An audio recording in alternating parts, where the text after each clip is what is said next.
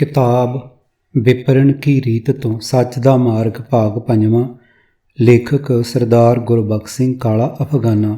दूजे कांड दा चौथा भाग निर्मलियां दी कहानी गुरबाणी दी कसवटी ते।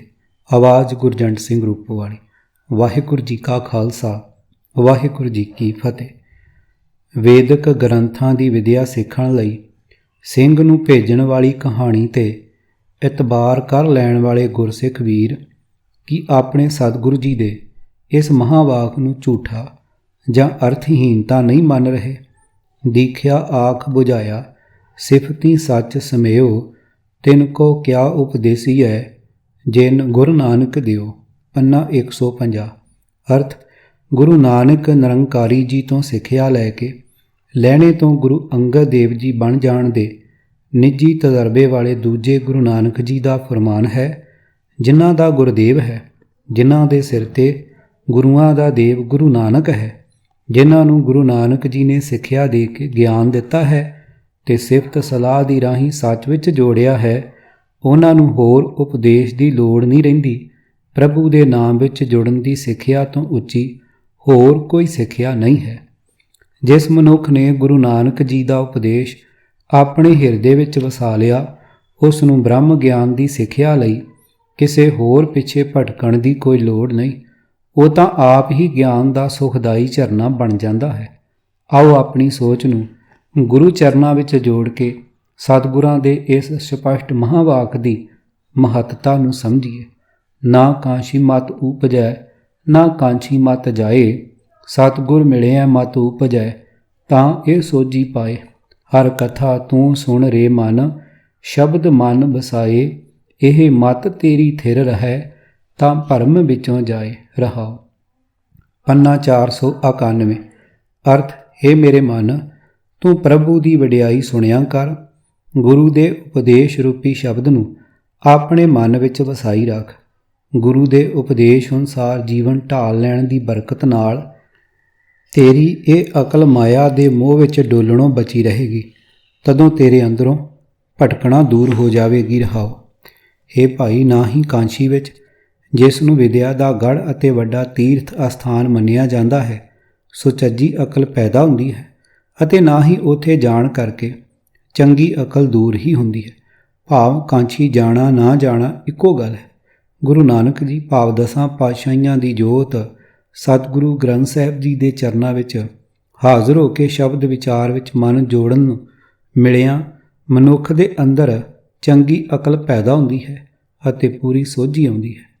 ਸਤਿਗੁਰਾਂ ਨੇ ਆਪਣੇ ਤੀਸਰੇ ਸਰੂਪ ਸਮੇਂ ਹੀ ਮਤ ਅਥਵਾ ਵਿਦਿਆ ਨਾਲ ਜੋੜ ਕੇ ਕਾਂਸ਼ੀ ਦਾ ਜ਼ਿਕਰ ਉਚੇਚੇ ਤੌਰ 'ਤੇ ਕਿਸ ਕਾਰਨ ਕੀਤਾ? ਹਜ਼ਾਰਾਂ ਸਾਲ ਪਹਿਲਾਂ ਪੁਰਾਣਕ ਸਮੇਂ ਤੋਂ ਹੀ ਕਾਂਸ਼ੀ ਨੂੰ ਮਹਾਨ ਤੀਰਥ ਬਣਾ ਕੇ ਵੇਦਕ ਗਿਆਨ ਦੀ ਸਿੱਖਿਆ ਦਾ ਵੱਡਾ ਕੇਂਦਰ ਥਾਪ ਦੇਣ ਦੀ ਯੋਜਨਾ ਅਧੀਨ ਗ੍ਰੰਥਾਂ ਵਿੱਚ ਲਿਖ ਦਿੱਤਾ ਕਿ ਗੰਗਾ ਨਦੀ ਵਾਂਗ ਕਾਂਸ਼ੀ ਸ਼ਹਿਰ ਵੀ ਸੁਰਗਾਂ ਤੋਂ ਹੀ ਉਤਰਿਆ ਹੋਇਆ। ਗੰਗਾ ਵਾਂਗ ਹੀ ਕਾਂਸ਼ੀ ਵੀ ਲੋਕ ਪਰਲੋਕ ਸਵਾਰ ਦੇਣ ਦੀ ਸ਼ਕਤੀ ਵਾਲਾ ਕਿਵੇਂ ਨਾ ਬਣਦਾ।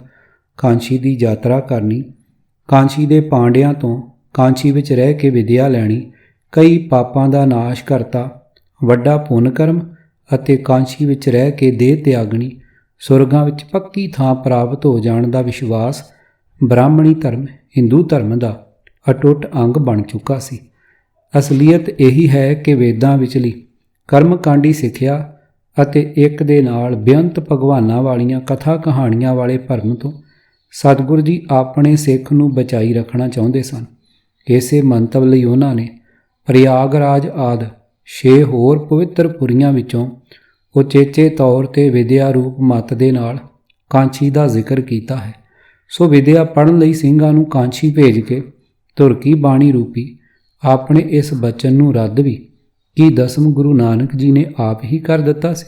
ਸਿੰਘਾਂ ਨੂੰ ਪੜ੍ਹਨ ਲਈ ਭੇਜਣ ਵਾਲੀ ਕਹਾਣੀ ਨਿਰਸੰਦੇਹ ਕਿਸੇ ਪੰਥ ਦੁਸ਼ਮਣ ਦੀ ਸ਼ਰਾਰਤ ਹੈ। ਹਾਜ਼ਰਾ ਹਜ਼ੂਰ ਗੁਰੂ ਗ੍ਰੰਥ ਸਾਹਿਬ ਜੀ ਕਾਂਸ਼ੀ ਸ਼ਹਿਰ ਨਾਲ ਜੁੜੇ ਬ੍ਰਾਹਮਣੀ ਕੁਟਲਤਾ ਦੀ ਉਪਜ ਅਜਿਹੇ ਵਿਸ਼ਵਾਸਾਂ ਦਾ ਖੰਡਨ ਨਿਰੰਤਰ ਕਰ ਰਹੇ ਹਨ। ਜਿਉਂ ਜਲ ਛੋੜ ਬਾਹਰ ਭਇਓ ਮੀਨਾ, ਪੂਰਬ ਜਨਮ ਹੋ ਤਪ ਕਾ ਹੀਨਾ, ਅਬ ਕਹੋ ਰਾਮ ਕਵਨ ਮਤ ਮੋਰੀ, ਤਜੀ ਲੈ ਬਨਾਰਸ ਮਤ ਭਈ ਥੋਰੀ ਰਹਾਓ। सगल जन्म शिवपुरी गवाया, मरती बार मगहर उठ आया। बहुत बरस तप किया कांशी, मरण पया मगहर की बांसी। कांशी मगहर सम विचारी, होशी भगत कैसे उतर सपारी। कहो गुर गज शिव सब को जानै, मुआ कबीर रमत श्री रामै। पन्ना 326।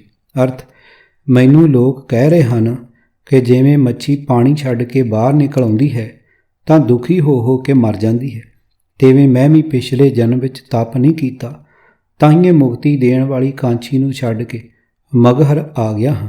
ਇਹ ਮੇਰੇ ਰਾਮ, ਹੁਣ ਮੈਨੂੰ ਦੱਸ ਮੇਰਾ ਕੀ ਹਾਲ ਹੋਵੇਗਾ। ਮੈਂ ਕਾਂਛੀ ਛੱਡ ਆਇਆ ਹਾਂ, ਕੀ ਠੀਕ ਹੈ ਕਿ ਸੱਚਮੁੱਚ ਹੀ ਮੇਰੀ ਮੱਤ ਮਾਰੀ ਗਈ ਹੈ। ਰਹਾ, ਇਹ ਰਾਮ, ਮੈਨੂੰ ਲੋਕ ਆਖਦੇ ਹਨ ਤੂੰ ਕਾਂਛੀ ਰਹਿ ਕੇ ਕਈ ਸਾਲ ਤਪ ਕੀਤਾ, ਪਰ ਉਸ ਦਾ ਕੀ ਲਾਭ। ਜਦੋਂ ਮਰਨ ਦਾ ਵੇਲਾ ਆਇਆ ਤਾਂ ਮਗਹਰ ਆ ਵਸਿਆ। ਹੇ ਰਾਮ, ਲੋਕ ਬੋਲੀ ਮਾਰਦੇ ਹਨ ਤੂੰ ਕਾਂਛੀ ਤੇ ਮਗਹਰ ਨੂੰ ਇੱਕੋ ਜਿਹਾ ਸਮਝ ਲਿਆ ਹੈ। ਇਸ ਹੋਸ਼ੀ ਭਗਤੀ ਨਾਲ ਜੋ ਤੂੰ ਕਾਂਛੀ ਤੋਂ ਬਾਹਰ ਆ ਕੇ ਕਰ ਰਿਹਾ ਹੈ, ਕਿਵੇਂ ਸੰਸਾਰ ਸਮੁੰਦਰ ਤੋਂ ਪਾਰ ਲੰਘੇਗਾ। ਹੇ ਕਬੀਰ, ਆਖ ਹਰੇਕ ਮਨੁੱਖ ਗਣੇਸ਼ ਤੇ ਸ਼ਿਵ ਨੂੰ ਹੀ ਪਛਾਣਦਾ ਹੈ, ਭਾਵ ਹਰੇਕ ਮਨੁੱਖ ਇਹੀ ਸਮਝਦਾ ਹੈ ਕਿ ਸ਼ਿਵ ਮੁਕਤੀ ਦਾਤਾ ਹੈ ਤੇ ਗਣੇਸ਼ ਦੀ ਨਗਰੀ ਮੁਕਤੀ ਖੋਹਣ ਵਾਲੀ ਹੈ। ਪਰ ਕਬੀਰ ਤਾਂ ਪ੍ਰਭੂ ਦਾ ਸਿਮਰਨ ਕਰ ਕਰਕੇ ਆਪਾ ਭਾਵ ਹੀ ਮਿਟਾ ਬੈਠਾ ਹੈ। ਕਬੀਰ ਨੂੰ ਇਹ ਪਤਾ ਕਰਨ ਦੀ ਲੋੜ ਹੀ ਨਹੀਂ ਰਹੀ ਕਿ ਉਸ ਦੀ ਕੀ ਗਤ ਹੋਵੇਗੀ। ਕਬੀਰ ਸਾਹਿਬ ਦੀ ਜ਼ੁਬਾਨੀ ਸ੍ਰੀ ਗੁਰੂ ਗ੍ਰੰਥ ਸਾਹਿਬ ਨੇ ਬ੍ਰਾਹਮਣ ਵਿਸ਼ਵਾਸ ਵਾਲੇ ਜਪ ਤਪ ਦਾ ਅਤੇ ਕਾਂਸ਼ੀਪੁਰੀ ਦੇ ਸੁਰਗਦਾਤੀ ਹੋਣ ਵਾਲੇ ਭਰਮ ਦਾ ਖੰਡਨ ਕੀਤਾ ਹੈ। ਬ੍ਰਾਹਮਣ ਕਹਿੰਦਾ ਹੈ ਕਿ ਬਨਾਰਸ ਭਾਵ ਕਾਂਸ਼ੀ ਵਿੱਚ ਮਰਨ ਵਾਲਾ ਸੁਰਗਾਂ ਵਿੱਚ ਜਾਂਦਾ ਹੈ ਅਤੇ ਗਣੇਸ਼ ਦੀ ਨਗਰੀ ਮਗਹਰ ਮਰਨ ਵਾਲੇ ਦੀ ਗਤੀ ਨਹੀਂ ਹੁੰਦੀ। ਪਰ ਕਬੀਰ ਸਾਹਿਬ ਨੇ ਕਾਂਸ਼ੀ ਦਾ ਵਾਸਾ ਤਿਆਗ ਕੇ ਮਰਨ ਸਮੇਂ ਜਾਣ ਬੁੱਝ ਕੇ ਮਗਹਰ ਆ ਡੇਰਾ ਲਾਇਆ। ਪਹਿਲੇ ਸਰੂਪ ਸਮੇਂ ਸੰਭਾਲੀ ਇਸ ਬਾਣੀ ਨੂੰ 10ਵੇਂ ਜਾਮੇ ਵਿੱਚ 10ਵੇਂ ਗੁਰੂ ਨਾਨਕ ਸਾਹਿਬ ਜੀ ਬੇਲੋੜੀ ਨਹੀਂ ਸਨ ਮੰਨ ਸਕਦੇ, ਜੋ ਆਪਣੇ ਸਿੱਖਾਂ ਨੂੰ ਵਿਦਿਆ ਸਿੱਖਣ ਲਈ ਲੋੜੀਂਦੀ ਹੇਰਾ ਫੇਰੀ ਕਰ ਲੈਣ ਦੀ ਖੁੱਲ੍ਹ ਦੇ ਨਾਲ ਕਾਂਸ਼ੀ ਭੇਜਦੇ। ਇੱਕ ਪਾਸੇ ਤਾਂ ਇਹ ਲਿਖਿਆ ਜਾ ਰਿਹਾ ਹੈ ਕਿ ਦਸ਼ਮੇਸ਼ ਜੀ ਨੇ ਦਮਦਮਾ ਸਾਹਿਬ ਨੂੰ ਹੀ ਕਾਂਸ਼ੀ ਬਣਾ ਦਿੱਤਾ ਸੀ, ਪਰ ਦੂਜੇ ਪਾਸੇ ਕਾਂਸ਼ੀ ਪੁੱਜ ਕੇ ਵਿਦਿਆ ਚੁਰਾਉਣ ਲਈ ਸਿੱਖਾਂ ਨੂੰ ਭੇਜਣ ਦਾ ਦੋਸ਼ ਵੀ ਦਸ਼ਮੇਸ਼ 'ਤੇ ਮੜ੍ਹਿਆ ਜਾ ਰਿਹਾ ਹੈ। ਕਿ 52 ਵਿਦਵਾਨ ਕਵੀਆਂ ਵਾਲੇ ਦਰਬਾਰ ਦੇ ਮਾਲਕ ਦਸ਼ਮੇਸ਼ ਜੀ ਦਾ ਪੌਂਟਾ ਸਾਹਿਬ ਅਤੇ ਫਿਰ ਸ੍ਰੀ ਅਨੰਦਪੁਰ ਸਾਹਿਬ ਕਾਂਸ਼ੀ ਨਾਲੋਂ ਘੱਟ ਸਨ। ਜੇ ਸੰਸਕ੍ਰਿਤ ਪੜ੍ਹਨ ਦੀ ਅਥਵਾ ਜੇ ਬ੍ਰਾਹਮਣੀ ਵਿਦਿਆ ਪੜ੍ਹਨ ਦੀ ਪੰਥ ਵਿੱਚ ਕਮੀ ਅਨੁਭਵ ਕੀਤੀ ਹੀ ਗਈ ਸੀ ਤਾਂ ਕਵੀਆਂ ਨੂੰ ਦੌਲਤ ਨਾਲ ਮਾਲਾ ਮਾਲ ਕਰ ਦੇਣ ਵਾਲੇ ਦਸ਼ਮੇਸ਼ ਜੀ ਕੀ ਆਪਣੇ ਸਿੱਖਾਂ ਲਈ ਕੋਈ ਵਿਦਵਾਨ ਬ੍ਰਾਹਮਣ ਨੂੰ ਮੂੰਹ ਮੰਗੀ ਮਾਇਆ ਦੇ ਕੇ ਪਹਾੜੇ 'ਤੇ ਨਹੀਂ ਸਨ ਰੱਖ ਸਕਦੇ। ਕਬੀਰ ਸਾਹਿਬ ਨੇ ਕਥਿਤ ਤੌਰ 'ਤੇ ਸਰਾਪੀ ਹੋਈ ਨਗਰੀ ਮਗਹਰ ਵਿੱਚ ਅਤੇ ਕਥਿਤ ਤੌਰ 'ਤੇ ਸੁਰਗਾਂ ਵਿੱਚ ਭੇਜਣ ਦੀ ਸ਼ਕਤੀ ਵਾਲੇ ਕਾਂਸ਼ੀ ਤੀਰਥ ਅਸਥਾਨ ਵਿੱਚ ਜ਼ਰਾ ਵੀ ਫਰਕ ਨਹੀਂ ਸੀ ਵੇਖਿਆ। ਤੋਰੇ ਭਰੋਸੇ ਮਗਹਰ ਬਸਿਓ, ਮੇਰੇ ਤਨ ਕੀ ਤਪਤ ਬੁਝਾਈ। ਪਹਿਲੇ ਦਰਸ਼ਨ ਮਗਹਰ ਪਾਇਓ, ਫੁਨ ਕਾਂਸ਼ੀ ਬਸੇ ਆਈ।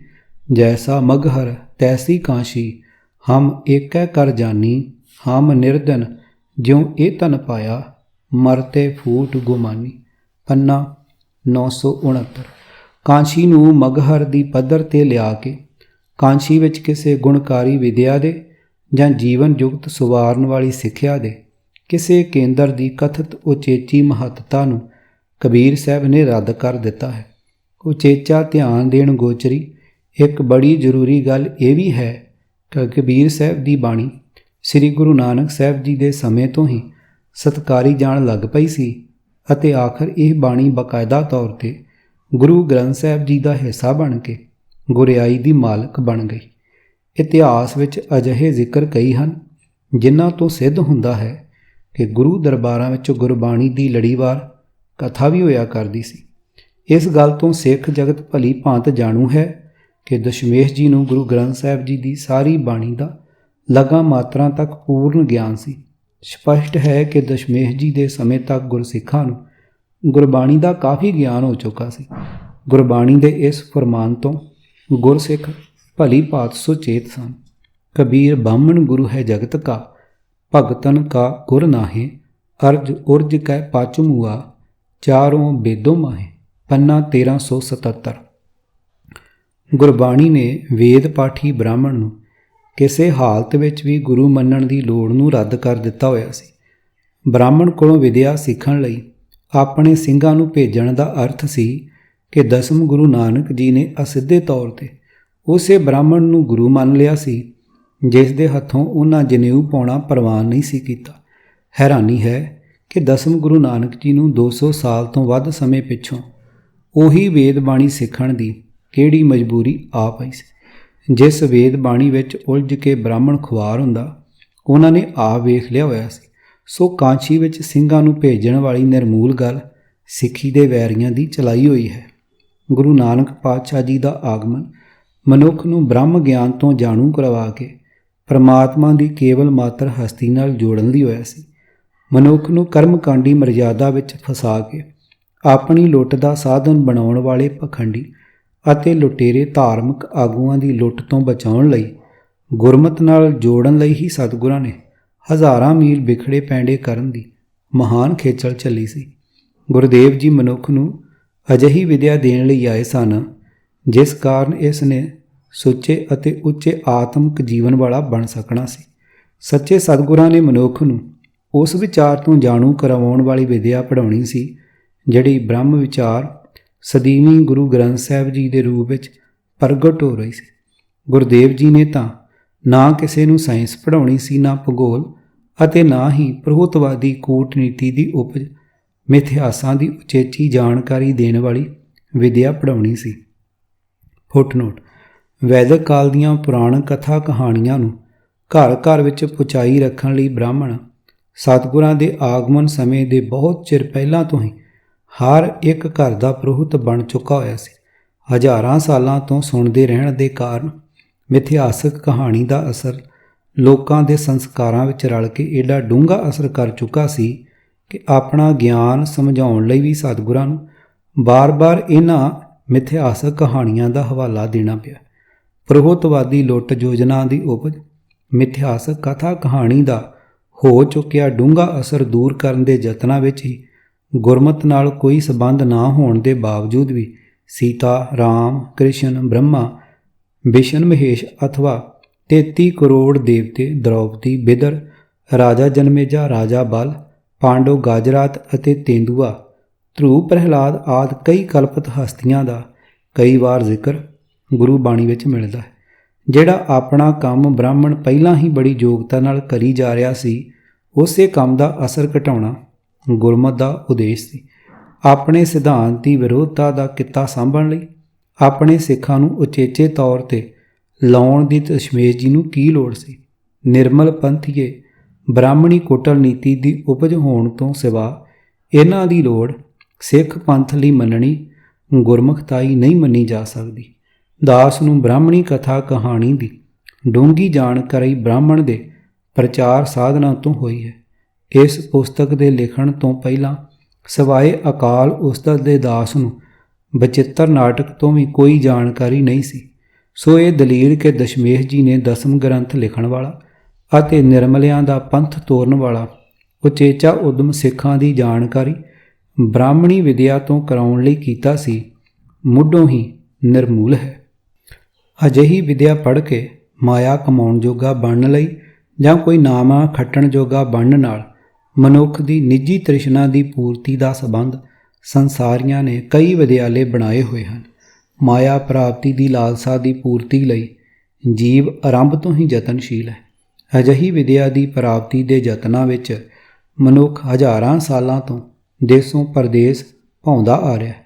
ਪਰ ਗੁਰੂ ਨਾਨਕ ਸਾਹਿਬ ਜੀ ਗੁਰੂ ਮਤ ਦਾ ਗਿਆਨ ਕੇਵਲ ਸਤਿਗੁਰਾਂ ਤੋਂ ਅਥਵਾ ਉਹਨਾਂ ਦੇ ਨਿਵਾਜੇ ਗੁਰਮੁਖਾਂ ਤੋਂ ਹੀ ਪ੍ਰਾਪਤ ਹੋ ਸਕਦਾ।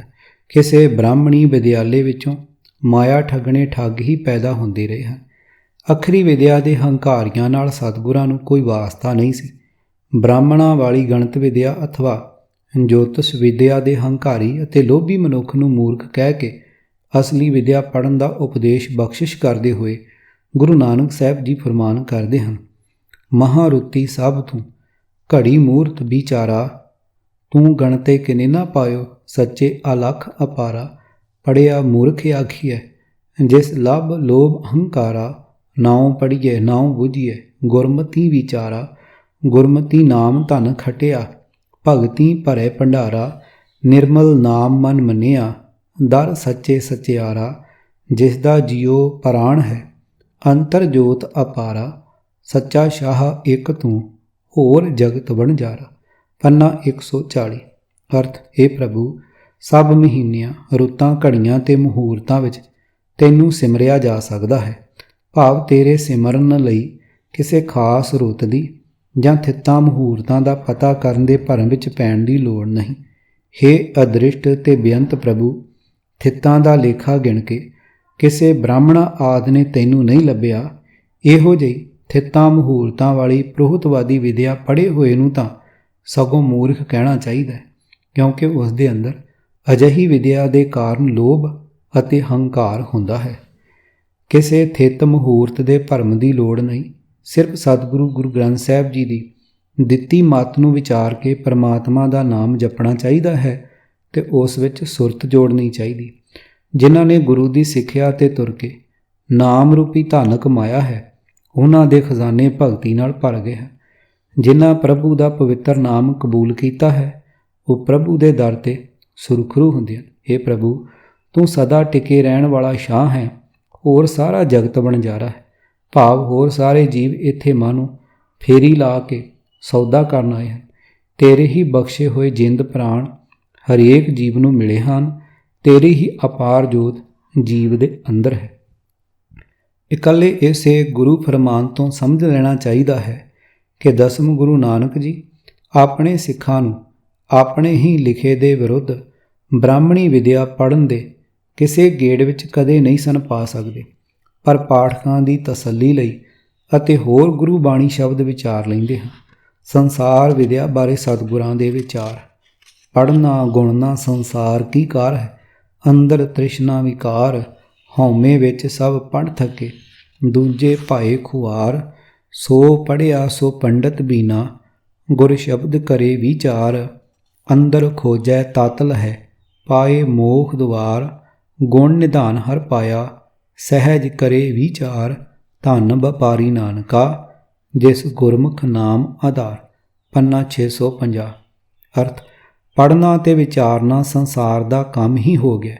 ਭਾਵ ਹੋਰ ਵਿਹਾਰਾਂ ਵਾਂਗ ਇਹ ਵੀ ਇੱਕ ਵਿਹਾਰ ਹੀ ਬਣ ਗਿਆ, ਪਰ ਹਿਰਦੇ ਵਿੱਚ ਤ੍ਰਿਸ਼ਨਾ ਤੇ ਵਿਕਾਰ ਹੀ ਟਿਕੇ ਰਹਿੰਦੇ ਹਨ। ਹੰਕਾਰ ਵਿੱਚ ਸਾਰੇ ਪੰਡਿਤ ਪੜ੍ਹ ਕੇ ਥੱਕ ਗਏ ਹਨ। ਮਾਇਆ ਦੇ ਮੋਹ ਵਿੱਚ ਖੁਆਰ ਹੀ ਹੁੰਦੇ ਹਨ।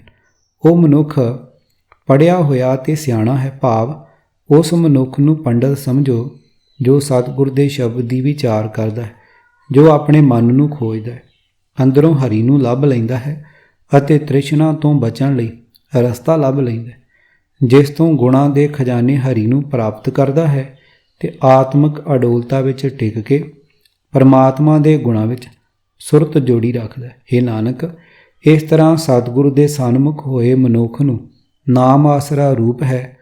ਨਾਮ ਦਾ ਅਜਿਹਾ ਵਪਾਰੀ ਧਨਤਾ ਯੋਗ ਹੈ। ਵੇਦਾਂ ਦੇ ਪਾਠੀ ਜਿਸ ਬ੍ਰਾਹਮਣ ਕੋਲ ਪੜ੍ਹਨ ਲਈ ਸਿੱਖਾਂ ਨੂੰ ਭੇਜਣਾ ਸੀ, ਉਸ ਦੀ ਪੜ੍ਹਾਈ ਦੇ ਬਾਰੇ ਸਤਿਗੁਰਾਂ ਦੇ ਹੋਰ ਵਿਚਾਰ। ਪੰਡਤ ਪੜ੍ਹੇ ਵਖਾਣੇ ਵੇਦ, ਅੰਤਰ ਵਸਤ ਨ ਜਾਣੇ ਭੇਦ, ਗੁਰ ਬਿਨ ਸੋਝੀ ਬੂਝ ਨ ਹੋਏ, ਸਾਚਾ ਰਬ ਰਹਿਆ ਪ੍ਰਭ ਸੋਏ। ਪੰਨਾ 355। ਅਰਥ, ਪੰਡਤ ਲੋਕ ਵਿਦਿਆ ਪੜ੍ਹਦੇ ਹਨ ਤੇ ਹੋਰਨਾਂ ਨੂੰ ਵਿਆਖਿਆ ਕਰਕੇ ਸੁਣਾਉਂਦੇ ਹਨ, ਪਰ ਨਿਰੀ ਵਿਦਿਆ ਦੇ ਮਾਣ ਵਿੱਚ ਰਹਿ ਕੇ ਇਹ ਭੇਦ ਨਹੀਂ ਜਾਣਦੇ ਕਿ ਪਰਮਾਤਮਾ ਦਾ ਨਾਮ ਪਦਾਰਥ ਅੰਦਰ ਹੀ ਟਿਕਿਆ ਹੋਇਆ ਹੈ। ਇਹ ਅਨੁਭਵ ਹੀ ਗੁਆ ਚੁੱਕੇ ਹਨ ਕਿ ਸਦਾ ਥਿਰ ਪ੍ਰਭੂ ਹਰੇਕ ਦੇ ਅੰਦਰ ਵਿਆਪਕ ਹੈ, ਪਰ ਇਹ ਸਮਝ ਗੁਰੂ ਦੀ ਸ਼ਰਨ ਪੈਣ ਤੋਂ ਬਿਨਾਂ ਨਹੀਂ ਆਉਂਦੀ। ਆਂਦਾ ਗੁਰਮੁਖ ਆਖੀਏ ਚਾਟੜਿਆਂ ਮਤ ਦੇ, ਨਾਮ ਸੰਭਾਲੋ ਨਾਮ ਸੰਗਰੋ, ਲਾਹਾ ਜਗ ਮੈਲੇ, ਸੱਚੀ ਪੱਟੀ ਸੱਚ ਮਨ, ਪੜ੍ਹੀਏ ਸ਼ਬਦ ਸੋ ਸਾਰ, ਨਾਨਕ ਸੋ ਪੜ੍ਹਿਆ ਸੋ ਪੰਡਤ ਬੀਨਾ, ਜਿਸ ਰਾਮ ਨਾਮ ਗਲਹਾਰ। ਪੰਨਾ 938। ਅਰਥ, ਉਹ ਪਾਂਧਾ ਗੁਰਮੁਖ ਆਖਣਾ ਚਾਹੀਦਾ ਹੈ। ਉਹ ਪਾਂਧਾ ਦੁਨੀਆ ਵਿੱਚ ਅਸਲ ਨਫਾ ਖੱਟਦਾ ਹੈ, ਜੋ ਆਪਣੇ ਸ਼ਾਗਿਰਦਾਂ ਨੂੰ ਸਿੱਖਿਆ ਦਿੰਦਾ ਹੈ ਕਿ हे ਵਿਦਿਆਰਥੀਓ, ਪ੍ਰਭੂ ਦਾ ਨਾਮ ਜਪੋ ਅਤੇ ਨਾਮ ਧਨ ਇਕੱਠਾ ਕਰੋ। ਸੱਚਾ ਪ੍ਰਭੂ ਮਨ ਵਿੱਚ ਵਸ ਪੈਣਾ ਇਹੀ ਸੱਚੀ ਪੱਟੀ ਹੈ। ਜੋ ਪਾਂਧਾ ਆਪਣੇ ਚਾਟੜਿਆਂ ਨੂੰ ਪੜ੍ਹਾਏ, ਪ੍ਰਭੂ ਨੂੰ ਹਿਰਦੇ ਵਿੱਚ ਵਸਾ ਲੈਣ ਲਈ ਸਤਿਗੁਰੂ ਦਾ ਸ੍ਰੇਸ਼ਟ ਸ਼ਬਦ ਪੜ੍ਹਨਾ ਚਾਹੀਦਾ ਹੈ। ਗੁਰੂ ਨਾਨਕ ਜੀ ਦਾ ਫਰਮਾਨ ਹੈ, ਉਹੀ ਮਨੁੱਖ ਵਿਦਵਾਨ ਹੈ, ਉਹੀ ਪੰਡਤ ਹੈ ਤੇ ਉਹੀ ਸਿਆਣਾ ਹੈ ਜਿਸ ਦੇ ਗਲ ਵਿੱਚ ਪ੍ਰਭੂ ਦਾ ਨਾਮ ਰੂਪੀ ਹਾਰ ਹੈ। ਭਾਵ ਜੋ ਹਰ ਵੇਲੇ ਪ੍ਰਭੂ ਨੂੰ ਚੇਤੇ ਰੱਖਦਾ ਹੈ ਤੇ ਉਸ ਨੂੰ ਹਰ ਥਾਂ ਵੇਖਦਾ ਹੈ। ਕਿ 10ਵੇਂ ਸਰੂਪ ਵਿੱਚ ਜਾ ਕੇ ਗੁਰੂ ਨਾਨਕ ਜੀ ਨੂੰ ਇਸੇ ਬ੍ਰਾਹਮਣ ਦੀ ਵਿਦਿਆ ਤੋਂ ਬਿਨਾਂ ਆਪਣੇ ਸਿੱਖ ਅਧੂਰੇ ਦਿਸਣ ਲੱਗ ਪਏ ਹੋਣਗੇ। ਓਅੰਕਾਰਦ ਬਾਣੀ ਇਹ ਸਿਰਫ 54ਵੀਂ ਪੌੜੀ ਹੈ। ਸਾਰੀ ਬਾਣੀ ਵਿੱਚ ਸੰਬੋਧਨ ਬ੍ਰਾਹਮਣ ਨੂੰ ਹੀ ਕੀਤਾ ਹੋਇਆ ਹੈ। ਮਨਮੁਖ ਪੜ੍ਹੇ ਪੰਡਿਤ ਕਹਾਵੇਂ, ਦੂਜੇ ਭਾਏ ਮਹਾਂ ਦੁਖ ਪਾਵੇਂ, ਵਿਖਿਆ ਮਾਤੇ ਕਿਛ ਸੂਝੇ ਨਾਹੀਂ, ਫਿਰ ਜੂਨੀ ਆਵਣੇ, ਹਉ ਵਾਰੀ ਜੀਓ ਵਾਰੀ, ਹਉਮੈ ਮਾਰ ਮਿਲਾਵਣੇ, ਗੁਰ ਸੇਵਾ ਤੇ ਹਰ ਮਨ ਵਸਿਆ, ਹਰ ਰਸ ਸਹਿਜ ਪਿਆਵਣਿਆ ਰਹਾ, ਵੇਦ ਪੜ੍ਹੇ ਹਰ ਰਸ ਨਹੀਂ ਆਇਆ, ਵਾਦ ਵਖਾਣੇ ਮੋਹ ਮਾਇਆ, ਅਗਿਆਨ ਮਤੀ ਸਦਾ ਅੰਧਿਆਰਾ, ਗੁਰਮੁਖ ਬੂਝ ਹਰ ਗਾਵਣਿਆ।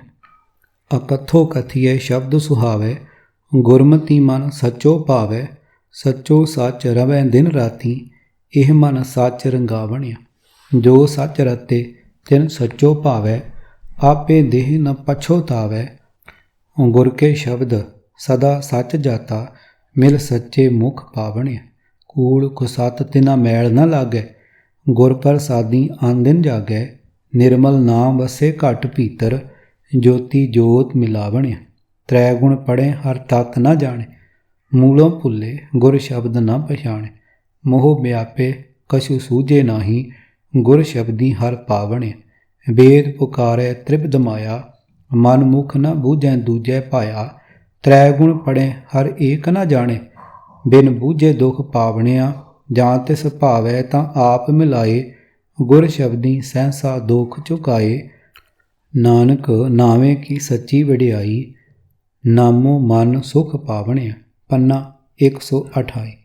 ਇਸ ਤਰ੍ਹਾਂ ਦੇ ਹੋਰ ਵੀ ਕਈ ਸ਼ਬਦ ਹਨ ਜਿਨ੍ਹਾਂ ਵਿੱਚ ਮਾਇਆ ਦੀ ਉਗਰਾਹੀ ਲਈ ਕਈ ਤਰ੍ਹਾਂ ਦੇ ਜਾਲ ਵਿਛਾਈ ਬੈਠੇ ਬ੍ਰਾਹਮਣ ਦੀ ਵਿਦਿਆ ਨੂੰ ਸਤਿਗੁਰਾਂ ਨੇ ਪਸੰਦ ਨਹੀਂ ਕੀਤਾ।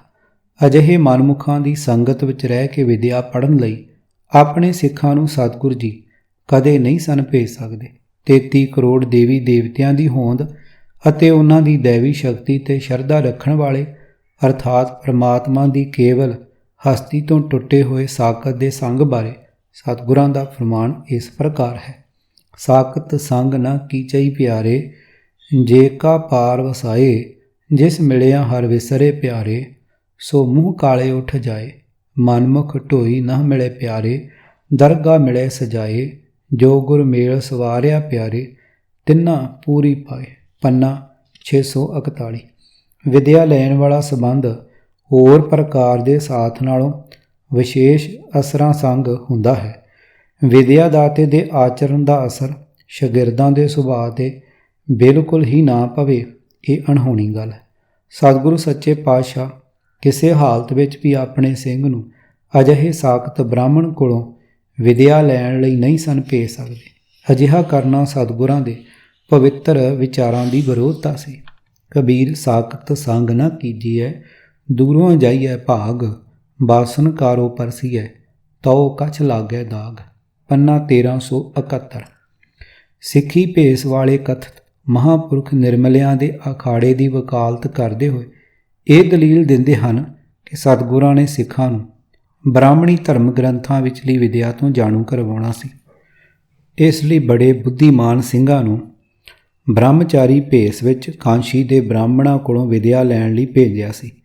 ਉਹਨਾਂ ਦੇ ਇਸ ਕਥਨ ਤੋਂ ਇਹੀ ਸਿੱਧ ਹੁੰਦਾ ਹੈ ਕਿ ਹਿੰਦੂ ਪਰਿਵਾਰਾਂ ਵਿੱਚ ਜਨਮੇ ਤ੍ਰੈਕਾਲਦਰਸ਼ੀ ਗੁਰੂ ਨਾਨਕ ਜੀ, ਗੁਰੂ ਅੰਗਦ ਜੀ, ਗੁਰੂ ਅਮਰਦਾਸ ਜੀ ਤੇ ਗੁਰੂ ਰਾਮਦਾਸ ਜੀ ਨੂੰ ਹਿੰਦੂ ਗ੍ਰੰਥਾਂ ਵਿਚਲੀ ਸਿੱਖਿਆ ਦਾ ਕੋਈ ਗਿਆਨ ਹੀ ਨਹੀਂ ਸੀ ਅਤੇ ਇਸੇ ਕਰਕੇ ਗੁਰੂ ਦਾ ਸਿੱਖ ਕਲਗੀਧਰ ਜੀ ਦੇ ਸਮੇਂ ਤਾਈਂ ਬ੍ਰਾਹਮਣੀ ਗ੍ਰੰਥਾਂ ਵਿਚਲੀ ਸਿੱਖਿਆ ਤੋਂ ਬਿਲਕੁਲ ਅਣਜਾਣ ਸੀ। ਅਜਿਹੇ ਵਿਚਾਰਾਂ ਵਾਲੇ ਲੋਕ ਜਾਂ ਗੁਰਬਾਣੀ ਤੋਂ ਅਣਜਾਣ ਹਨ ਅਤੇ ਜਾਂ ਵਿਪਰ ਦੇ ਏਜੰਟ ਅਤੇ ਗੁਰੂ ਘਰ ਦੇ ਨਿੰਦਕ ਹਨ। ਜਰਾ ਵਿਵੇਕਤਾ ਨਾਲ ਹੇਠ ਲਿਖੇ ਗੁਰੂ ਫਰਮਾਨ ਵਿਚਾਰੀਏ ਤਾਂ ਆਪਣੇ ਆਪ ਦਿਲ ਪੁਕਾਰ ਉੱਠੇਗਾ ਕਿ ਜਿਨ੍ਹਾਂ ਵੇਦਾਂ ਸਿਮਰਤੀਆਂ ਆਦਿ ਦੀ ਸਤਿਗੁਰਾਂ ਨੂੰ ਏਡੀ ਡੂੰਘੀ ਜਾਣਕਾਰੀ ਸੀ, ਉਸ ਵੇਦ ਬਾਣੀ ਨੂੰ ਪੜ੍ਹਨ ਲਈ ਸਤਿਗੁਰ ਜੀ ਆਪਣੇ ਸਿੱਖਾਂ ਨੂੰ ਕਾਂਸ਼ੀ ਕਦੇ ਨਹੀਂ ਸਨ ਭੇਜ ਸਕਦੇ। ਇਹ ਗੱਲ ਵੀ ਨਹੀਂ ਭੁੱਲਣੀ ਚਾਹੀਦੀ ਕਿ ਸਤਿਗੁਰਾਂ ਦੇ ਜੰਝੂ ਪਾਉਣ ਤੋਂ ਇਨਕਾਰੀ ਹੋਣ ਵਾਲੇ ਦਿਨ ਤੋਂ ਹੀ ਪੁਰੋਹਿਤਵਾਦ ਸਿੱਖੀ ਸਿਧਾਂਤ ਦਾ ਅਥਵਾ ਗੁਰੂ ਘਰ ਦਾ ਪੱਕਾ ਵੈਰੀ ਬਣ ਚੁੱਕਾ ਸੀ। ਵੇਦਾਂ ਦੀ ਬਾਣੀ ਬਾਰੇ ਗੁਰਬਾਣੀ ਸ਼ਬਦ ਘੋਖੇ ਸ਼ਾਸਤਰ ਵੇਦ ਸਭ ਆ ਨ ਕਤ ਤੋਂ ਕੋਏ ਆਦ ਜੋ ਗਾਦੀ ਹੁਣ ਹੋਵਤ ਨਾਨਕ ਏਕੈ ਸੋਏ। ਪੰਨਾ 254। ਬਹੁ ਸ਼ਾਸਤਰ ਬਹੁ ਸਿਮਰਤੀ ਪੇਖੇ ਸਰਬ ਟੰਡੋਲ ਪੂਜਸ ਨਾਹੀ ਹਰ ਹਰੇ ਨਾਨਕ ਨਾਮ ਅਮੋਲ। ਪੰਨਾ 265। ਅਰਥ ਬਹੁਤ ਸ਼ਾਸਤਰ ਤੇ ਬਹੁਤ ਸਿਮਰਤੀਆਂ ਸਾਰੇ ਅਸੀਂ ਚੰਗੀ ਤਰ੍ਹਾਂ ਕੋਖ ਵੇਖੇ ਹਨ। ਇਹ ਪੁਸਤਕ ਕਈ ਤਰ੍ਹਾਂ ਦੀ ਗਿਆਨ ਚਰਚਾ ਤੇ ਕਈ ਧਾਰਮਿਕ ਤੇ ਭਾਈਚਾਰਕ ਰਸਮਾਂ ਸਿਖਾਉਂਦੇ ਹਨ, ਪਰ ਇਹ ਅਕਾਲ ਪੁਰਖ ਦੇ ਨਾਮ ਦੀ ਬਰਾਬਰੀ ਨਹੀਂ ਕਰ ਸਕਦੇ। ਇਹ ਨਾਨਕ ਪ੍ਰਭੂ ਦੇ ਨਾਮ ਦਾ ਮੁੱਲ ਨਹੀਂ ਪਾਇਆ ਜਾ ਸਕਦਾ। ਪੜ੍ਹੇ ਰੇ ਸਗਲ ਵੇਦ ਨਹਿ ਚੂਕੇ ਮਨ ਭੇਦ ਇੱਕ ਖਿਨ ਨਹਿ ਧੀਰੇ ਮੇਰੇ ਘਰ ਕੇ ਪੰਚਾ ਕੋਈ ਐਸੋ ਰੇ ਭਗਤ ਜੋ ਮਾਇਆ ਤੇ ਰਹਿਤ ਇੱਕ ਅੰਮ੍ਰਿਤ ਨਾਮ ਮੇਰੇ ਹਿਰਦੇ ਸੰਚਾ। ਪੰਨਾ 687। ਹੇ ਸਾਰੇ ਵੇਦਾਂ ਦੇ ਗਿਆਤਾ, ਹੇ ਸਰਬ ਕਲਾ ਸਮਰੱਥ ਅੰਤਰਜਾਮੀ ਦਸਮ ਪਾਤਸ਼ਾਹ ਜੀਓ, ਨਾਮ ਅੰਮ੍ਰਿਤ ਦੀ ਬਰਖਾ ਕਰਕੇ ਸਾਡੇ ਨਾਮ ਵਿਹੀਨ ਹਿਰਦਿਆਂ ਨੂੰ ਸਿੰਜੋ, ਸੁਮਤ ਬਖਸ਼ੋ। ਸਾਡੀ ਬਦਕਿਸਮਤੀ ਇਹ ਹੈ ਕਿ ਤੇਰੇ ਹੀ ਪੰਥ ਦੇ ਸਿੱਖ ਵਿਦਵਾਨਾਂ ਨੇ ਤੁਹਾਡੇ ਤੇ ਹੀ ਇਹ ਦੋਸ਼ ਮੜਨ ਵਿੱਚ ਪੰਥ ਦੀ ਸੇਵਾ ਮੰਨੀ ਹੋਈ ਹੈ ਕਿ ਤੁਸਾਂ ਆਪ 5 ਸਿੱਖ ਬ੍ਰਾਹਮਣੀ ਵਿਦਿਆ ਪੜ੍ਹਨ ਲਈ ਕਾਂਸ਼ੀ ਭੇਜੇ ਅਤੇ ਪੰਥ ਨੂੰ ਵਿਪਰਨ ਕੀ ਰੀਤ ਨਾਲ ਜੋੜੀ ਜਾਣ ਵਾਲਾ ਨਿਰਮਲਿਆਂ ਦਾ ਧਰਮ ਤੁਜਾ ਅਖਾੜਾ ਪੰਥ ਨੂੰ ਤੁਹਾਡੀ ਆਪਣੀ ਹੀ ਦੇਣ। ਕਰੋ ਮਿਹਰ, ਸਾਨੂੰ ਲਾਓ ਆਪਣੀ ਚਰਨੀ। ਵੇਦ ਕਤੇਬ ਸਿਮਰਤ ਸਭ ਸਾਸਤ ਇਨ ਪੜ੍ਹਿਆ ਮੁਕਤ ਨ ਹੋਈ ਏਕ ਅੱਖਰ ਜੋ ਗੁਰਮੁਖ ਜਾਪੈ ਤਿਸ ਕੀ ਨਿਰਮਲ ਸੋਈ। ਪੰਨਾ 747। ਪੜ੍ਹ ਪੜ੍ਹ ਪੋਥੀ ਸਿਮਰਤ ਪਾਠਾ ਵੇਦ ਪੁਰਾਣ ਪੜ੍ਹੇ ਸੁਣ ਥਾਟਾ ਬਿਨ ਰਸ ਰਾਤੇ ਮਨ ਬਹੁ ਨਾਟਾ। ਪੰਨਾ 226। ਜਿਸ ਗੁਰੂ ਗ੍ਰੰਥ ਸਾਹਿਬ ਜੀ ਦੀ ਬਾਣੀ ਨੂੰ ਸਦੀਵੀ ਗੁਰੂ ਥਾਪ ਦੇਣਾ ਸੀ, ਉਸ ਵਿਚਲੇ ਇਸ ਪ੍ਰਕਾਰ ਦੇ ਕਈ ਬਚਨਾਂ ਦੀ ਕੀਮਤ ਕੀ ਰਹਿ ਜਾਂਦੀ ਜੇ ਵੇਦ ਬਾਣੀ ਪੜ੍ਹਨ ਵਾਲੇ ਦਸ਼ਮੇਸ਼ ਜੀ ਆਪਣੇ ਸਿੱਖਾਂ ਨੂੰ ਝੂਠ ਦਾ ਆਸਰਾ ਲੈ ਕੇ ਵੀ ਬ੍ਰਾਹਮਣ ਦੀ ਸਿੱਖੀ ਸੇਵਕੀ ਸਵੀਕਾਰ ਕਰਨ ਲਈ ਕਾਂਸ਼ੀ ਭੇਜ ਦਿੰਦੇ ਅਤੇ ਫਿਰ ਆਪਣੇ ਸਿੰਘਾਂ ਨੂੰ ਬ੍ਰਾਹਮਣ ਦੇ ਚੇਲੇ ਬਣਾਉਣਾ ਮੰਨਣ ਦਾ ਅਰਥ ਸੀ ਕਿ ਦਸ਼ਮੇਸ਼ ਜੀ ਨੇ ਅਸਿੱਧੇ ਤੌਰ ਤੇ ਬ੍ਰਾਹਮਣ ਦੀ ਗੁਰਿਆਈ ਅੱਗੇ ਗੋਡੇ ਟੇਕ ਦਿੱਤੇ ਸਨ। ਅਜਿਹੇ ਵਿਚਾਰਾਂ ਦੇ ਇਸ ਪੱਖ ਨੂੰ ਧਿਆਨ ਵਿੱਚ ਰੱਖਣਾ ਚਾਹੀਦਾ। ਇਸ ਪੁਸਤਕ ਦੇ ਦੂਜੇ ਭਾਗ ਵਿੱਚ ਵੇਦ ਸ਼ਾਸਤਰ ਆਦਿ ਹਿੰਦੂ ਧਰਮ ਗ੍ਰੰਥਾਂ ਦੇ ਜਨਮ ਇਤਿਹਾਸ ਬਾਰੇ, ਬ੍ਰਾਹਮਣੀ ਲਿਖਤਾਂ ਦੇ ਹਵਾਲੇ ਤੇ ਉਹਨਾਂ ਧਰਮ ਗ੍ਰੰਥਾਂ ਵਿਚਲੀ ਸਿੱਖਿਆ ਬਾਰੇ ਸਤਿਗੁਰਾਂ ਦੇ ਵਿਚਾਰ ਬੜੇ ਵਿਸਥਾਰ ਨਾਲ ਲਿਖੇ ਪਾਠਕਾਂ ਨੇ ਪੜ੍ਹ ਲਏ ਹਨ। ਵੇਦਾਂ ਦੀ ਸਿੱਖਿਆ ਨੂੰ ਸਤਿਗੁਰਾਂ ਨੇ ਮਨੁੱਖਤਾ ਲਈ ਹਾਨੀਕਾਰਕ ਲਿਖਿਆ ਹੈ। ਉਹਨਾਂ ਵਿਚਲੀਆਂ ਕਥਾ ਕਹਾਣੀਆਂ ਦਾ ਜ਼ਿਕਰ ਕਰਦਿਆਂ ਸਤਿਗੁਰਾਂ ਨੇ ਵੇਦਾਂ ਨੂੰ ਪੁੰਨ ਕਰਮਾਂ ਦੇ ਵੱਟੇ ਪਾਪ ਕਰਮਾਂ ਦੀ ਸੌਦੇਬਾਜ਼ੀ ਸਿਖਾਉਣ ਵਾਲੇ ਵਪਾਰੀ ਕਿਹਾ। ਜਾਂ ਤਾਜ਼ਾ ਕਰਵਾਉਣ ਲਈ ਸਤਿਗੁਰੂ ਨਾਨਕ ਪਾਤਸ਼ਾਹ ਜੀ ਦਾ ਸ਼ਬਦ ਇਸ ਪ੍ਰਕਾਰ ਹੈ। ਵੇਦ ਪੁਕਾਰੇ ਪੁੰਨ ਪਾਪ ਸੁਰਗ ਨਰਕ ਕਾ ਬੀਓ ਜੋ ਬੀਜੈ ਸੋ ਉਗਵੈ ਖਾਂਦਾ ਜਾਣੇ ਜੀਓ। ਗਿਆਨ ਸਲਾਹੇ ਵੱਡਾ ਕਰ ਸੱਚੋ ਸੱਚਾ ਨਾਉ ਸੱਚ ਬੀਜੈ ਸੱਚ ਉਗਵੈ ਦਰਗਾ ਪਾਈਐ ਥਾਂ। ਵੇਦ ਵਪਾਰੀ ਗਿਆਨ ਰਾਸ ਕਰਮੀ ਪੱਲੇ ਹੋਏ ਨਾਨਕ ਰਾਸੀ ਬਹਾਰਾ ਲੱਦ ਨ ਚੱਲਿਆ ਕੋਏ। ਪੰਨਾ 1243। ਗੁਰੂ ਅੰਗਦ ਜੀ ਦੂਸਰੇ ਸ੍ਰੀ ਗੁਰੂ ਨਾਨਕ ਜੀ ਨੇ ਉੱਪਰ ਲਿਖੇ ਸ਼ਲੋਕ ਨਾਲ ਲਗਭਗ ਮਿਲਦਾ ਜੁਲਦਾ ਅਤੇ ਉਸੇ ਵਿਚਲੀ ਸਿੱਖਿਆ ਨੂੰ ਦ੍ਰਿੜ ਕਰਾਉਣ ਵਾਲਾ ਇੱਕ ਸ਼ਲੋਕ ਲਿਖਿਆ ਹੈ, ਜਿਸ ਦਾ ਸੰਖੇਪ ਹਵਾਲਾ ਇਸ ਪ੍ਰਕਾਰ ਹੈ। ਕਥਾ ਕਹਾਣੀ ਬੇਦੀ ਆਣੀ ਪਾਪ ਪੁੰਨ ਵਿਚਾਰ ਦੇ ਦੇ ਲੈਣਾ ਲੈ ਲੈ ਦੇਣਾ ਨਰਕ ਸੁਰਗ ਅਵਤਾਰ ਉੱਤਮ ਮੱਧਮ ਜਾਤੀ ਜਿਨਸੀ ਭਰਮ ਭਵੈ ਸੰਸਾਰ। ਪੰਨਾ 1243। ਸ੍ਰੀ ਗੁਰੂ ਗ੍ਰੰਥ ਸਾਹਿਬ ਜੀ ਦੇ ਪਾਵਨ ਸਰੂਪ ਵਿੱਚ ਵੇਦਾਂ ਦੀ ਕਰਮਕਾਂਡੀ ਤਾਲੀਮ ਦੇ ਅਸਰ ਤੋਂ ਬਚੇ ਰਹਿਣ ਦੀ ਸਿੱਖਿਆ ਵਾਲੇ ਗੁਰਬਾਣੀ ਵਿੱਚ 100 ਤੋਂ ਵੱਧ ਗੁਰੂ ਫਰਮਾਨ ਹਨ। ਸਪਸ਼ਟ ਹੈ ਕਿ ਸਤਿਗੁਰਾਂ ਨੂੰ ਹਿੰਦੂ ਗ੍ਰੰਥਾਂ ਵਿਚਲੀ ਸਿੱਖਿਆ ਦਾ ਪੂਰਾ ਗਿਆਨ ਸੀ। ਤਲਵੰਡੀ ਵਿਖੇ ਗੁਰੂ ਗ੍ਰੰਥ ਸਾਹਿਬ ਜੀ ਦੀ ਨਵੀਂ ਬੀੜ ਤਿਆਰ ਕਰਵਾਉਣ ਸਮੇਂ ਸਤਿਗੁਰੂ ਕਲਗੀਧਰ ਪਾਤਸ਼ਾਹ ਜੀ ਨੇ ਕਈ ਢੁਕਵੀਂ ਥਾਈਂ ਲੋੜ ਅਨੁਸਾਰ ਅੱਖਰ ਬਦਲੀ ਕਰਕੇ ਸ੍ਰੀ ਗੁਰੂ ਗ੍ਰੰਥ ਸਾਹਿਬ ਜੀ ਨੂੰ ਗੁਰਗੱਦੀ ਸੌਂਪ ਜਾਣ ਵਾਲਾ ਪੂਰਨ ਸਰੂਪ ਦਿੱਤਾ ਸੀ। ਵੇਦਾਂ ਦੀ ਸਿੱਖਿਆ ਬਾਰੇ ਜਾਣਕਾਰੀ ਲੈਣ ਲਈ ਪੰਜਾਂ ਸਿੰਘਾਂ ਨੂੰ ਭੇਜਣ ਵਾਲੀ ਕਹਾਣੀ ਨੂੰ ਸੱਚ ਮੰਨਣ ਵਾਲੇ ਸੱਜਣ ਕੀ ਬਿਨਾਂ ਕਹਿਓ ਇਹ ਕਹਿ ਰਹੇ ਹਨ ਕਿ ਜਦੋਂ 5 ਸਿੰਘ ਕਾਂਚੀ ਭੇਜੇ ਸਨ, ਉਸ ਸਮੇਂ ਕਲਗੀਧਰ ਜੀ ਨੂੰ ਗੁਰਬਾਣੀ ਵਿੱਚ ਵੇਦਾਂ ਦੀ ਸਿੱਖਿਆ ਨੂੰ ਮਨੁੱਖਤਾ ਲਈ ਹਾਨੀਕਾਰਕ ਲਿਖੇ ਦਾ ਚੇਤਾ ਨਹੀਂ ਸੀ ਰਿਹਾ, ਜਿਸ ਗਿਆਨ ਨੂੰ ਬੇਅੰਤ ਵਾਰ ਅਧੂਰਾ ਲਿਖਿਆ ਹੈ।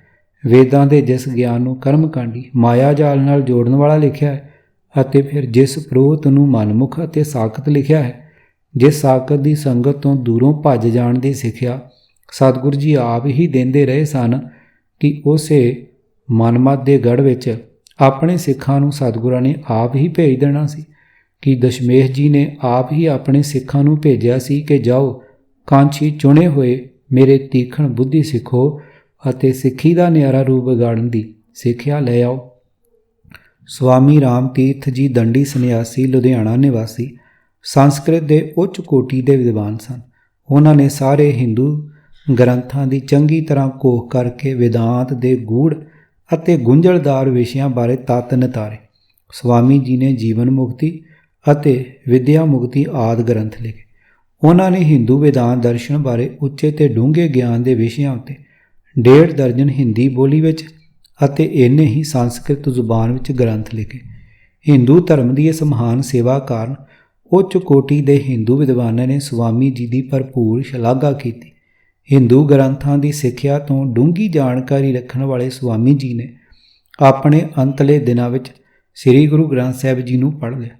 ਗੁਰਮਤਿ ਗਿਆਨ ਤੋਂ ਜਾਣੂ ਹੁੰਦਿਆਂ ਹੀ ਸਵਾਮੀ ਜੀ ਦੇ ਜੀਵਨ ਨੇ ਅਜਿਹਾ ਪਲਟਾ ਖਾਧਾ ਕਿ ਉਹ ਗੁਰੂ ਗ੍ਰੰਥ ਸਾਹਿਬ ਜੀ ਦੇ ਸਿੱਖ ਬਣ ਗਏ। ਰੁੰਡ-ਮੁੰਡ ਸਵਾਮੀ ਰਾਮ ਤੀਰਥ ਜੀ ਨੇ ਕੇਸ ਰੱਖ ਲਏ ਅਤੇ ਇੱਕ ਪੁਸਤਕ ਲਿਖੀ ਜਿਸ ਦਾ ਨਾਮ ਸਰਵੋਤਮ ਧਰਮ ਗ੍ਰੰਥ ਆ ਸ੍ਰੀ ਗੁਰੂ ਗ੍ਰੰਥ ਸਾਹਿਬ ਅਤੇ ਸਰਵੋਤਮ ਪੰਥ ਸਿੱਖ ਪੰਥ ਹੈ। ਇਸ ਪੁਸਤਕ ਵਿੱਚ ਸਵਾਮੀ ਜੀ ਨੇ ਹਿੰਦੂ ਗ੍ਰੰਥਾਂ ਦੀ ਸਿੱਖਿਆ ਨੂੰ ਗੁਰੂ ਗ੍ਰੰਥ ਸਾਹਿਬ ਜੀ ਦੀ ਸਿੱਖਿਆ ਦੇ ਸਾਹਮਣੇ ਨਿਰਾ ਤੋਸ਼ ਹੀ ਨਹੀਂ ਲਿਖਿਆ, ਸਗੋਂ ਇਹਨਾਂ ਬ੍ਰਾਹਮਣੀ ਗ੍ਰੰਥਾਂ ਦੇ ਹਵਾਲੇ ਦੇ ਕੇ ਉਹਨਾਂ ਵਿਚਲੀ ਹਾਨੀਕਾਰਕ ਸਿੱਖਿਆ ਨੂੰ ਨੰਗਾ ਕੀਤਾ ਅਤੇ ਗੁਰਬਾਣੀ ਨੂੰ ਮਨੁੱਖਤਾ ਦੇ ਆਤਮਿਕ ਜੀਵਨ ਲਈ ਅੰਮ੍ਰਿਤ ਲਿਖਿਆ। ਸਵਾਮੀ ਜੀ ਦੇ ਜੀਵਨ ਵਿੱਚ ਪਲਟਾ ਆਉਣ ਵਾਲੀ ਇਹ ਘਟਨਾ ਅਤੇ ਉਹਨਾਂ ਦੀ ਲਿਖੀ ਪੁਸਤਕ ਉਹਨਾਂ ਗੁਰਸਿੱਖਾਂ ਨੂੰ ਪੁਨਰ ਵਿਚਾਰ ਕਰਨ ਲਈ ਸੱਦਾ ਦੇ ਰਹੀ ਹੈ ਜੋ ਇਸ ਮੱਤਦੇ ਹਨ ਕਿ ਵੇਦਕ ਗ੍ਰੰਥਾਂ ਦੀ ਸਿੱਖਿਆ ਪ੍ਰਾਪਤ ਕਰਨ ਲਈ ਆਪਣੇ ਸਿੰਘਾਂ ਨੂੰ ਕਲਗੀਧਰ ਜੀ ਨੇ ਆਪ ਕਾਂਛੀ ਤੋਰਿਆ ਸੀ। ਜਿਹੜੇ ਗੁਰਮੁਖਾਂ ਨੂੰ ਇਹ ਭਰਮ ਹੈ ਕਿ ਨਿਰਮਲਿਆਂ ਦੇ ਡੇਰੇ ਸਿੱਖੀ ਦਾ ਬੜਾ ਪ੍ਰਚਾਰ ਕਰਦੇ ਆ ਰਹੇ ਹਨ ਕਿ ਉਹ ਇਹ ਦੱਸ ਸਕਦੇ ਹਨ ਕਿ ਅਜਿਹੇ ਡੇਰੇਦਾਰਾਂ ਨੇ ਕਿਸ ਦੇਸ਼ ਵਿੱਚ ਅਤੇ ਕਿੰਨੇ ਅਨਧਰਮੀਆਂ ਨੂੰ ਸਿੱਖੀ ਸਿਧਾਂਤ ਤੋਂ ਜਾਣੂ ਕਰਾ ਕੇ ਗੁਰੂ ਨਾਨਕ ਸਾਹਿਬ ਜੀ ਦੇ ਸਿੱਖ ਬਣਾਇਆ। ਇਹਨਾਂ ਗੱਦੀਦਾਰਾਂ ਨੇ ਕਿੰਨੇ ਕੁ ਅਜਿਹੇ ਉੱਚ ਕੋਟੀ ਦੇ ਮਿੱਠ ਬੋਲੜੇ ਵਿਦਵਾਨ ਪੈਦਾ ਕੀਤੇ ਹਨ ਜਿਹੜੇ ਦੂਜੇ ਧਰਮਾਂ ਦੇ ਵਿਦਵਾਨਾਂ ਨਾਲ ਗਿਆਨ ਵਿਚਾਰ ਕਰਕੇ ਗੁਰੂ ਗ੍ਰੰਥ ਸਾਹਿਬ ਜੀ ਦੇ ਗਿਆਨ ਨੂੰ ਸਰਬ ਸ੍ਰੇਸ਼ਟ ਸਾਬਤ ਕਰਕੇ ਉਹਨਾਂ ਦੇ ਦਿਲਾਂ ਵਿੱਚ ਸਿੱਖੀ ਜੀਵਨ ਜੁਗਤ ਪ੍ਰਤੀ ਪਿਆਰ ਪੈਦਾ ਕਰ ਸਕਦੇ ਹੋਣ।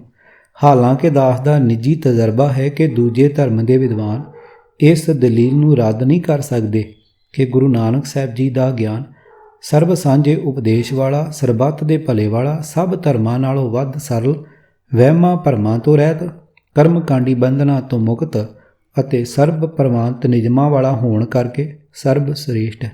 ਫਿਰ ਵੀ ਇਹਨਾਂ ਕਥਿਤ ਵਿਦਵਾਨ ਨਿਰਮਲਿਆਂ ਨੇ ਕਿੰਨੇ ਕੁ ਵਿਦੇਸ਼ੀਆਂ ਨੂੰ ਸਿੱਖ ਧਰਮ ਦੇ ਧਾਰਨੀ ਬਣਾਇਆ।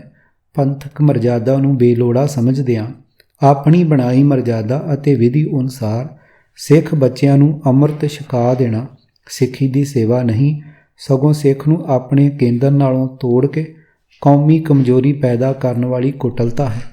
ਗੁਰੂ ਗ੍ਰੰਥ ਸਾਹਿਬ ਜੀ ਦੀ ਬਾਣੀ ਦੀ ਵਰਤੋਂ ਦੁਆਰਾ ਸਿੱਖ ਧਰਮ ਦੇ ਪ੍ਰਚਾਰ ਦੇ ਭੁਲੇਖੇ ਪਾ ਕੇ ਇਹ ਲੋਕ ਆਪਣੀ ਦੁਕਾਨਦਾਰੀ ਗਰਮ ਕਰਦੇ ਹਨ ਅਤੇ ਪੰਥ ਵਿੱਚ ਅਜੋਕੀ ਪ੍ਰੋਹਤਵਾਦੀ ਰੀਤ ਸਾਰੀ ਇਹਨਾਂ ਹੀ ਭੱਦਰ ਪੁਰਸ਼ਾਂ ਦੀ ਦੇਣ।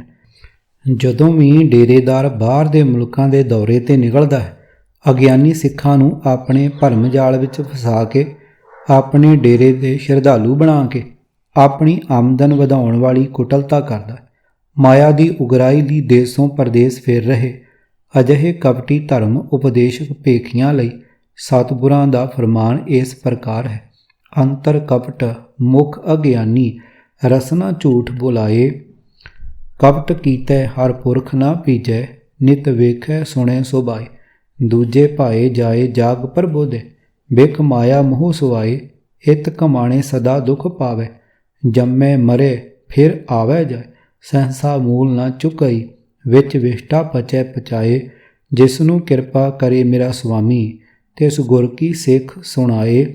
ਹਰ ਨਾਮ ਤੇ ਆਵੈ, ਹਰ ਨਾਮੋ ਗਾਵੈ, ਹਰ ਨਾਮੋ ਅੰਤ ਛਡਾਏ। ਪੰਨਾ 512।